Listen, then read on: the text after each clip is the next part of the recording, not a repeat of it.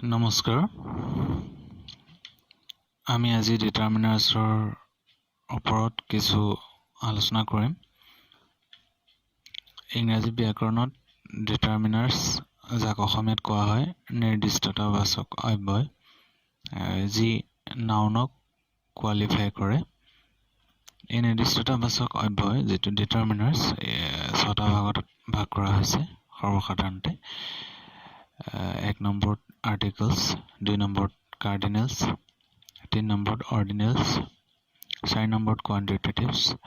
5 নম্বৰত article like determiners আৰু 6 নম্বৰত possessive ইয়াৰ ভিতৰত সৰ্বসাধাৰণতে আমি ব্যৱহাৰ কৰোঁ বেছিকৈ articles quantitatives আৰু আমাৰ পৰীক্ষাৰ ক্ষেত্ৰতো যথেষ্ট গুৰুত্বপূৰ্ণ articles আৰু quantitatives আমি এই দুটা বিষয়ৰ ওপৰত বেছিকৈ গুৰুত্ব দিম আৰু এই ভিডিঅ'টোত প্ৰাৰম্ভিকভাৱে আমি আৰ্টিকলছৰ ওপৰত আলোচনা কৰিছোঁ আমি আৰ্টিকলছৰ বিষয়ে জানিম আৰ্টিকলছ দুই ধৰণৰ আছে দুই ধৰণৰ আৰ্টিকলছ পোৱা যায় এক হৈছে ইনডেফিনিট আৰ্টিকলছ আৰু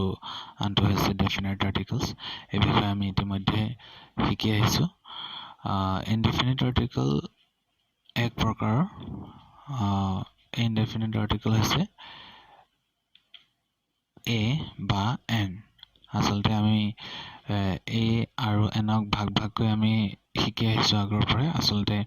ৰেন এণ্ড মাৰ্টিনো কৈছে a আৰু n একেটাই আচলতে একেটা আৰ্টিকলে ইয়াক খালি ইয়াৰ ৰূপটো বেলেগ হয়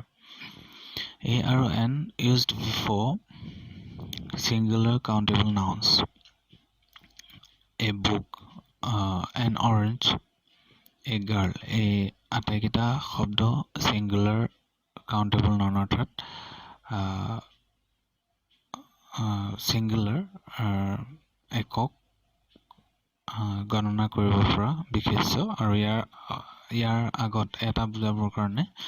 a বা n ব্যৱহাৰ হৈছে ইয়াৰ ৰূপ অনুযায়ী অনিৰ্দিষ্ট এটা বস্তু বুজাবলৈ a আৰু n ব্যৱহাৰ হয় ইয়াৰ পাছতে আমি আহো ডেফিনিট আৰ্টিকল এটাই সেইটো হৈছে d ডেফিনিট আৰ্টিকল d আৰু ডেফিনিট আৰ্টিকল d আমি ব্যৱহাৰ কৰোঁ used before singular countable nouns plural countable nouns and uncountable nouns এতিয়া ইয়াত singular countable nouns বুলি কওঁতে book এটো singular নিৰ্দিষ্টকে book এখনৰ কথা ক'বলৈ যাওঁতে the book আকৌ কেতিয়াবা plural ফৰ্মতো ব্যৱহাৰ হয় the books আকৌ কেতিয়াবা আমি নিৰ্দিষ্টকে বুজাবৰ কাৰণে uncountable nounৰ ক্ষেত্ৰত অৰ্থাৎ milk টো কেতিয়াও কাউন্ট কৰিব নোৱাৰি uncountable এই গণনা কৰিব নোৱাৰা ধৰণৰ সেইবাবে জুলীয়া পদাৰ্থ যদিও ইয়াক আমি ইয়াৰ আগত আমি দি ব্যৱহাৰ কৰিব পাৰোঁ ইয়াৰ পিছতে আমি ইনডেফিনিট আৰ্টিকল a ব্যৱহাৰ সন্দৰ্ভত আমি জানিলো ইনডেফিনিট আৰ্টিকল a এটা বুজাবলৈ ব্যৱহাৰ কৰা হয় আৰু বিশেষকৈ কনসনেন্ট সাউন্ডৰ আগত ব্যৱহাৰ হয় সেই কথাটো আমি মনত ৰাখিব লাগিব যেনে ক খ গ ঘ লা টা থা দা মা ভা এনে ধৰণৰ যিবিলাক সাউন্ড যিবিলাক কনসনেন্ট সাউন্ড বুলি কোৱা হয় এইবিলাকৰ আগত আমি ব্যৱহাৰ কৰোঁ a আৰু ইয়াৰ ভিতৰত আমি এতিয়া যেনে ম্যান বুলি কওঁতে এজন মানুহ বুজাবৰ কাৰণে আমি ম্যান ব্যৱহাৰ কৰিছোঁ অৰ্থাৎ এই ব্যৱহাৰ কৰিছোঁ মাউ সাউন্ডটো যেহেতু এটো কনসনেন্ট সাউন্ড হয় হেতু কাৰণে ইয়াৰ আগতে ব্যৱহাৰ কৰিছোঁ ঠিক তেনেকৈ হৰ্স সেন্টেন্স ওয়াৰ্ড আটাইকেইটা শব্দতে এটা বুজাবৰ কাৰণে আমি তাৰ যেহেতু তাৰ সাউন্ডটো কনসনেন্ট সাউন্ড হৈছে গতিকে তাৰ আগত আমি ব্যৱহাৰ কৰিছোঁ ইয়াত মনত ৰাখিবলগীয়া কথাটো হৈছে কেতিয়াবা এনেকুৱা কিছুমান শব্দ আমি পাওঁ যেবিলাকৰ আৰম্ভণিতে ভাৱেল ব্যৱহাৰ কৰা থাকে মানে সেই শব্দবিলাকৰ যেটো প্ৰথম বৰ্ণ হে বৰ্ণটো ফাৰ্স্ট লেটাৰটো ভাৱেল হয় যদিও কিন্তু তাৰ উচ্চাৰণটো সাউন্ডটো ইউৰ দৰে হয় নাইবা কেতিয়াবা ৱৰ দৰে হয় ইউ মানে ৱাই ইউ যিটো ইয়াত দেখুওৱা হৈছে ৱাই ইউৰ দৰে হয় উচ্চাৰণটো আৰু কেতিয়াবা ডব্লিউ এ ৱৰ দৰে হয় কিন্তু তেতিয়া এইটো আচলতে কনচনেণ্ট চাউণ্ড হয় আচলতে ৱাই বা ডব্লিউ এ দুইটাক আমি কনচনেণ্ট হিচাপে ধৰোঁ গতিকে ইয়াৰে আৰম্ভ হোৱা চাউণ্ডবিলাকো আচলতে কনচনেণ্ট চাউণ্ডত ধৰা হয় গতিকে ইয়াৰ আগত সদায় এটা বুজাবৰ কাৰণে নিৰ্দিষ্ট এটা বাচক বা আৰ্টিকল এ বহে আমি উদাহৰণ চাওঁ আই মেট এ ইউৰোপিয়ান য়েষ্টাৰডে গতিকে ইউৰোপিয়ান ইউটো ৰঙা কৰি দিয়া হৈছে ইউ উচ্চাৰণটো মানে ইউৰোপিয়ানটোৰ আৰম্ভণিটো ৱাই ইউৰে হোৱাৰ কাৰণে ইয়াৰ আগত আমি কি ব্যৱহাৰ কৰিছোঁ এই ব্যৱহাৰ কৰিছে ইয়াৰ পাছতে আহিছে there is a university in Dibrugarh এখন ইউনিভাৰ্চিটিৰ কথা কোৱা হৈছে যিখন ডিব্ৰুগড়ত আছে এখন বুজাবৰ কাৰণে কিন্তু ইয়াৰ আৰম্ভণিতে ইউনিভাৰ্চিটি শব্দটোৰ আৰম্ভণিতে ফাৰ্ষ্ট লেটাৰটো যদিও ভয়েল আছে কিন্তু ইয়াৰ উচ্চাৰণ ইউৰ দৰে হোৱাৰ কাৰণে ইয়াৰ আগতে এই বহিছে নেক্সট একেটা কথাই বাকী ইজ এ ইউনিয়ন লিডাৰ এইটোতো একেই আকৌ ঠিক তেনেকৈ the cow is a useful animal একে ধৰণৰ ইয়াৰ পাছতে please give me a 1 rupee coin গতিকে please give me a 1 rupee coin 1 উচ্চাৰণটো নিচিনা উচ্চাৰণ হৈছে ডব্লিউ এৰ উচ্চাৰণটো হোৱাৰ কাৰণে ইয়াৰ আগত এ বহিছে কনচনেণ্ট চাউণ্ড হোৱাৰ কাৰণে ইয়াৰ পাছতে go' for a walk every day to keep yourself healthy গতিকে গ' ফৰ এ ৱাক বুলি কওঁতে ইয়াত ডব্লিউ এৰ উচ্চাৰণটো ৱাৰ দৰে হোৱাৰ কাৰণে ইয়াৰ আগতো এ বহিছে এনেধৰণৰ বাক্যবিলাকৰ সাধাৰণতে এ বহে একে ইনডেফিনিট আৰ্টিকলৰ আন এটা ৰূপ হৈছে এন আৰু এই এনটো আমি কেতিয়া ব্যৱহাৰ কৰোঁ এন ব্যৱহাৰ কৰাৰ নিৰ্দিষ্ট কিছুমান নিয়ম আছে অৰ্থাৎ এন এটা বুজাবলৈ একেধৰণে ভয়েল চাউণ্ডৰ আগত ব্যৱহাৰ কৰা হয় আগত আমি পাইছিলোঁ কনচনেণ্ট চাউণ্ডৰ আগত এই ব্যৱহাৰ হয় আৰু ইয়াত ভয়েল চাউণ্ডৰ আগত ব্যৱহাৰ হয় আমি ইয়াত কিছুমান উদাহৰণ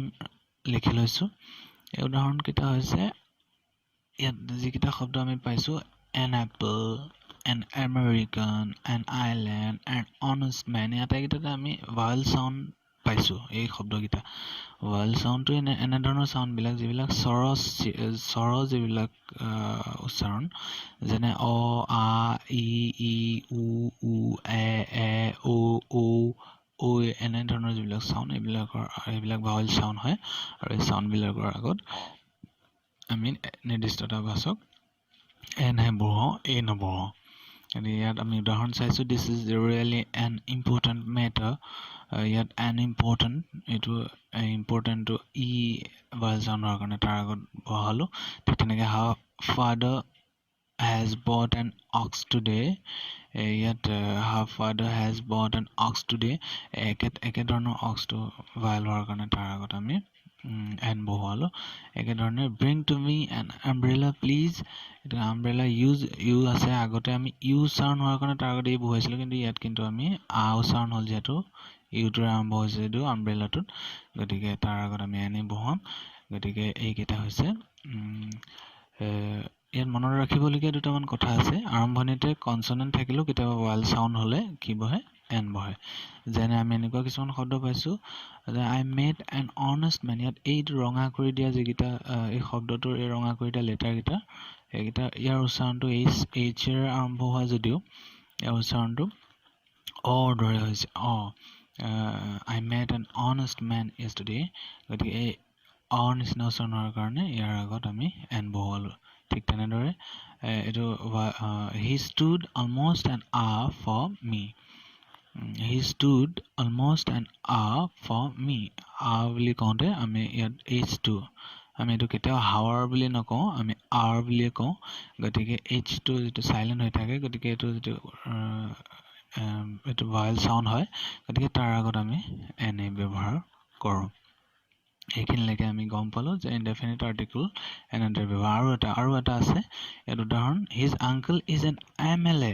ইয়াত এম বুলি কওঁতে আমি এতিয়া ভাবিছোঁ যে এইটো কনচনেণ্ট এটা এলফাবেট কনচনেণ্ট এটা লেটাৰ এইটো থাকোঁতে আকৌ কিয় ইয়াৰ আগত এ কিয় নবহিলে এন কিয় হৈছে আমি ইয়াত এটা লজিক আছে যে এম বুলি কওঁতে এম এইটো এন যেনেকৈ এইটো এম উচ্চাৰণ কৰিছোঁ সেইটো কাৰণে ইয়াৰ আগত এন বহিলে কিন্তু ইয়াত যদি মেংগো হ'লহেঁতেন মে উচ্চাৰণ মৰে আৰম্ভ হ'লহেঁতেন তেতিয়া কিন্তু ইয়াৰ আগত এ বহিলেহেঁতেন এইটো খুব গুৰুত্বপূৰ্ণ কথা এনেধৰণৰ যিবিলাক এব্ৰিভিয়েশ্যন আহে কেতিয়াবা এইবিলাকৰ ক্ষেত্ৰত কিন্তু আমি যদি এ বা এন ব্যৱহাৰ কৰিবলৈ দিয়া হয় তেতিয়াহ'লে তাত কিন্তু আমি এনেধৰণৰ লেটাৰবিলাকৰ আগত সদায় এনেই আমি বহাম ইয়াৰ পাছতে নেক্সট আমি ডেফিনেট আৰ্টিকললৈ গুচি যাম ডেফিনেট আৰ্টিকলটো আমি গম পাইছোঁ যে ইতিমধ্যে যে ডি নিৰ্দিষ্টকে বুজায় নিৰ্দিষ্ট বস্তু এটাক বুজাবৰ কাৰণে ডি ব্যৱহাৰ কৰা হয় আৰু ডি কেনেদৰে ব্যৱহাৰ কৰা আচলতে বিভিন্ন ক্ষেত্ৰত আচলতে ডি বেলেগ ধৰণে ব্যৱহাৰ কৰা হয় ইয়াত আমি দ্য বুক বুলি কওঁতে নিৰ্দিষ্ট কিতাপ এখন এই পাৰ্টিকুলাৰ থিঙৰ কথা কওঁতে নিৰ্দিষ্ট এটা বস্তুৰ কথা যেতিয়া কোৱা যায় তেতিয়া তাৰ আগত ডি ব্যৱহাৰ হয় সেইটো ছিংগুলাৰো হ'ব পাৰে নাইবা প্লুৰেলো হ'ব পাৰে দ্য বুকছ বুলিও হ'ব পাৰে ক'ব পাৰোঁ আমি বা দ্য বুক বুলিও আমি ক'ব পাৰোঁ পাৰ্টিকুলাৰ থিং এটা বুজাব লাগিব নিৰ্দিষ্ট এটা বস্তু ইয়াৰ পাছতে দ্য কাউ আকৌ এ singular noun to represent A class কোনোবা এটা class the army the cow এনেধৰণৰ কাউ বুলি কওঁতে গোটেই গৰুৰ প্ৰজাতিটোৰ কথা কৈছে আকৌ দ্য আৰ্মি বা দ্য কাৰ বুলি কওঁতে সেই গোটেই কাৰ প্ৰজাতিটোৰ কথা কৈছে নিৰ্দিষ্টকৈ সেই ছিংগুলাৰ নাউনৰ এটা ৰিপ্ৰেজেণ্ট কৰি কোনো এটা ক্লাছৰ বিষয়ে কোনো এটা শ্ৰেণীৰ বিষয়ে বস্তু এটাৰ বিষয়ে যদি কোৱা হয় যায় তেতিয়া ডি ব্যৱহাৰ কৰা হয় ইয়াৰ পাছতে আমি আহোঁ দ্য হিমালয়াজ দ্য USA দুটা বেলেগ দ্য হিমালয়া বুলি কওঁতে মাউণ্টেইন মানে যিটো কোৱা হয় আমাৰ পৰ্বত শৃংখলৰ কথা কৈছে আকৌ দ্য USA বুলি কওঁতে এখন দেশৰ কথা কৈছে এই proper name such as a place or kinds etcetera এনেধৰণৰ মানে কোনো ঠাইৰ নাম নাইবা পৰ্বত শৃংখলৰ নাম এনেকুৱা যদি বুজোৱা হয় তেনেকুৱা ক্ষেত্ৰত নিৰ্দিষ্টকৈ বুজাবৰ কাৰণে দা ব্যৱহাৰ কৰা